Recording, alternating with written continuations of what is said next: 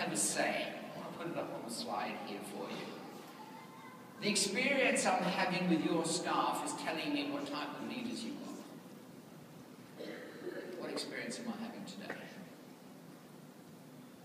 And that question, or that statement there, the question on the end of it, should haunt you. You should have that on your desk and look at it every day. The experience that the customers have. Let me try and give you an example. I think last year we calculated 46% of my year was in hotels. So, you know, I know a little bit about your industry, and I travel a great deal, and I do 130,000 miles flying a year. I'm going to give you a quick example of what I mean by a story. I went into Abu Dhabi, arrived one evening. I was speaking next day at a conference in the Middle East. Beautiful hotel, marble, gold, ostentatious nearly. I mean, it was just grand, all right? I went up to the desk. There was a very prim and proper gentleman standing behind the desk who said, good evening, sir. I said, good evening. I said, my name is Paul Bridle. And he went, welcome, Mr. Bridle. You are staying in, and he gave me the room number. He says, on our second floor is where you will have breakfast in the mornings. And we have breakfast from 6 till 10. And he carried on getting things ready, and he said, on our lower floor is our jacuzzi and swimming pool and leisure facilities, which you're welcome to use. Carried on getting there.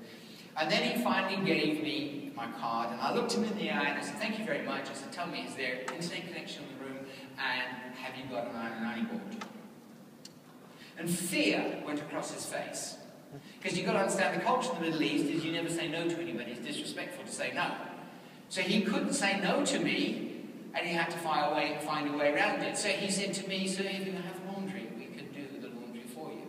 I said, no, I don't want anybody to do my laundry. I just want an I-90 board. He said, so if you give it to us, we have a 24-hour service. I said, I'm on stage at 9 o'clock in the morning. It's now 8 o'clock in the evening. 24 hours means I'm going to be on stage naked. He said, they're not going to appreciate that. I said, I need an I-90 board tonight.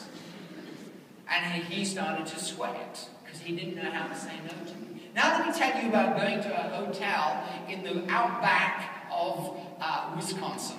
I mean, I got landed and I got picked up by a car and I got taken 2 hours north into Wisconsin. Okay? We got to a small town where I was going to be speaking at a hotel the next day. The only thing I recognized in the town was 2 signs that were brand names that I recognized. And that was John Deere and Esso. So we put into the hotel, and the hotel was built in the 70s. Some of you remember the 70s, don't you? Everything was brown. Brown carpets, brown wood.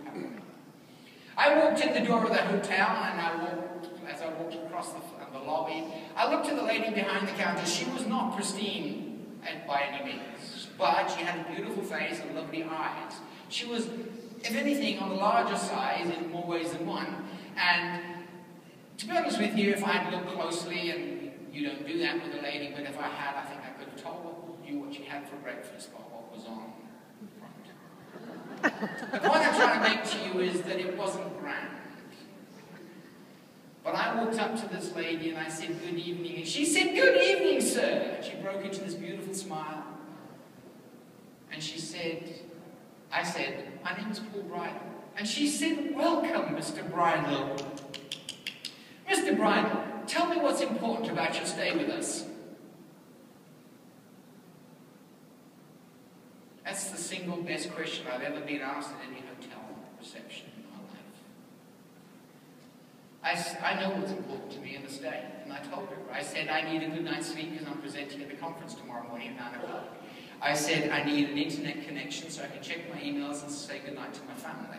And I said I need an I-90 board so that I look presentable when I'm on stage. She said, we have I-90 boards in every room, Mr. Bridle. Now let's have a look here. She went, oh, she said, Mr. Bridle, they put you in 326. She says, I'm going to, with your permission, move you to 417. You see, 326, we've got a wedding party coming in here, and I know you're going to be a bit rowdy, and they're on the 3rd floor and the 2nd floor. So I'm going to put you in 417. But 417, I'm going to be honest with you, faces a brick wall.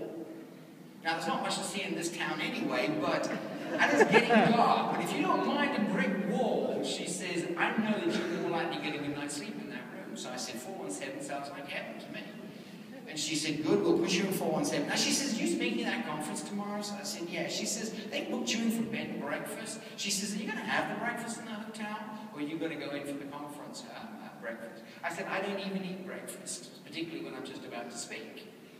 So she said, well, they paid you for your breakfast. She says, I'm going to give you the internet for free.